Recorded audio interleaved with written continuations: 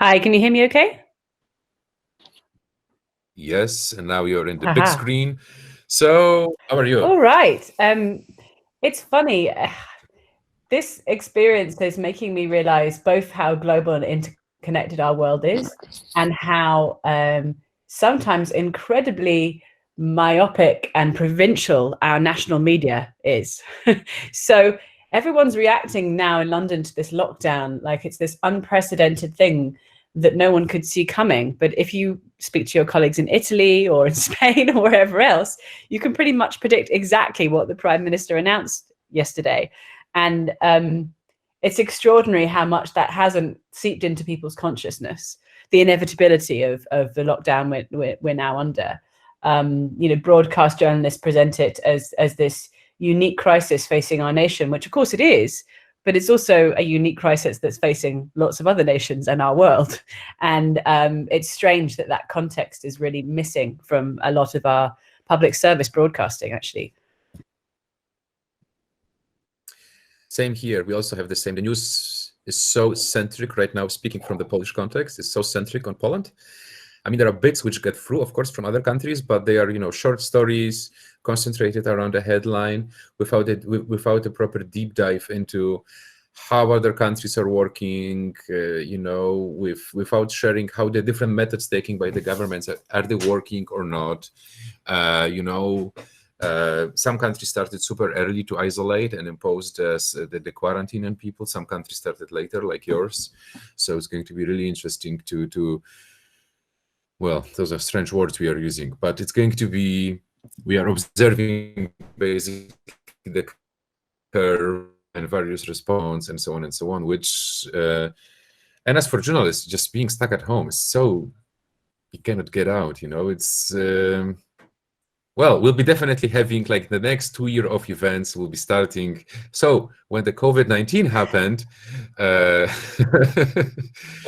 okay, listen, the floor is yours. I'm going on mute. Tell us about how you're doing your investigations right now in this crazy, crazy time. Yeah, so there's been a lot of big pivots for us. I think I'll start with the mundane and the practical, which is we have a headquarters in London, but we're a global organization, and we do a lot of cross-border investigative journalism, working with team members and colleagues and journalists across 4 or 5 continents. Our latest investigation, actually, which we released last month, was interestingly about health misinformation.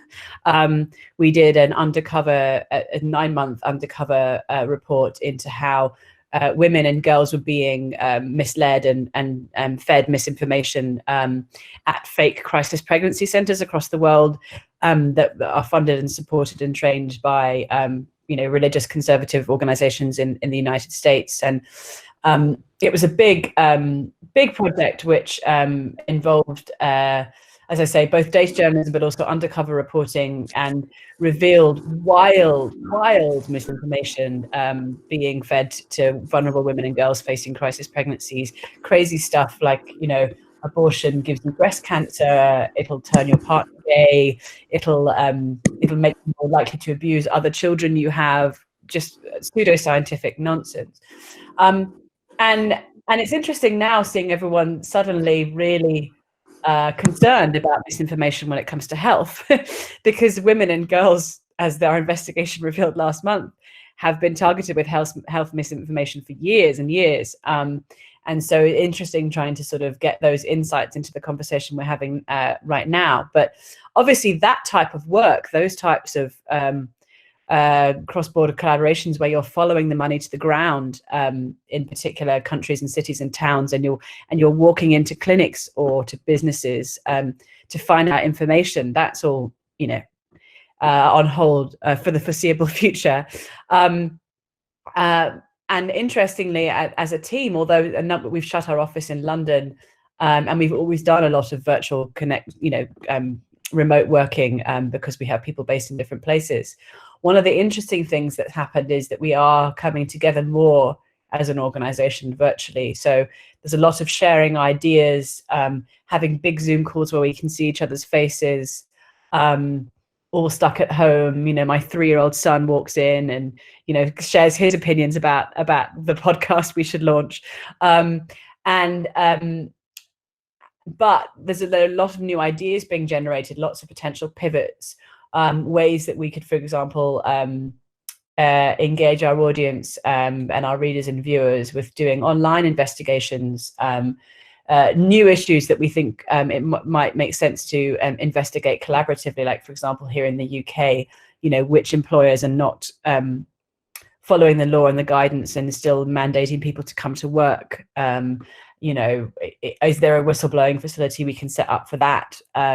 Because we're pretty sure there's going to be a lot of malpractice amongst certain companies and certain employers and certain people during this time. You know, what else? You know, how else can we facilitate whistleblowing and investigation? You know, while being stuck at home. So there's a lot of pivoting thinking going on around that. Both, how do we frame the insights we've already gathered from the investigations we've done, like the one I mentioned last month, and what can we do now collaboratively and virtually that challenges power and holds power to account at a time when things are changing really rapidly and all kinds. I mean, we have emergency legislation going through this country at the moment, and they were proposing having sweeping powers for 2 years. It's now down to 6 months, but just keeping power accountable and in check when a lot of very short-term emergency measures are necessary, but making sure that that doesn't become the new normal and it doesn't become an excuse or a carte blanche for all kinds of exploitative practices. So that's kind of the overview of where we are. I guess the positive is that I feel a lot more connected to colleagues in different parts of the world. I was having a fascinating conversation with a colleague yesterday based in Kampala, and she was explaining how Uganda has managed to keep COVID-19 out of the country. I think they had one case yesterday, but the insights we can learn from actually countries that have fragile health systems and vulnerable populations is totally fascinating. So there's been a lot of stories being shared like that, which bring completely different perspective. But I'd be open to questions now, because I've sort of gone from London to Uganda to back to our my living room. So feel free to ask anything that's cropped up. Jacob, are you still there?